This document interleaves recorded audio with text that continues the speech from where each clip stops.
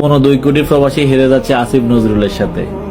প্রবাসী ভাই ও বোনেরা, ফুটবল হওয়ার জন্য রেডি থাকেন, কারণ আমাদেরকে ফুটবলের মতোই ব্যবহার করবে সবাই। আমাদের এই যুদ্ধ আসিফ নজরুলের সাথে, তাই প্রত্যেকটা প্রবাসীকে মুখ দিয়ে কথা বলা শিখতে হবে, মুখ দিয়ে কথা বলা শুরু করতে হবে। শুধু রেমিটেন্স বন্ধ করলে হবে না। আমরা দেশ ধ্বংস চাই না, আমরা সিন্ডিকেট ধ্বংস চাই। তাই সবাই নিজের জায়গা থেকে প্রতিবাদ করেন, মুখ দিয়ে কথা বলা শুরু করেন, সোশ্যাল মিডিয়াতে ভিডিও আপলোড করা শুরু করেন। দেখেন, আপনারা সবাই অনেকেই খালি বলেন রেমিটেন্স শাটডাউন। আরে ভাই, রেমিটেন্স শাটডাউন হলে বাংলাদেশ ধ্বংস হবে, কোনো সিন্ডিকেট না। বাংলাদেশ ধ্বংস হবে, দ্রব্যমূল্য দাম বাড়বে, আমাদের পরিবারের সমস্যা হবে, বাংলাদেশের ক্ষয়ক্ষতি হবে, বাংলাদেশ সেম টু সেম শ্রীলঙ্কার মতো দেউলিয়া হয়ে যাবে, পাকিস্তানের মতো দেউলিয়া হওয়ার মতো অবস্থা হয়ে যাবে।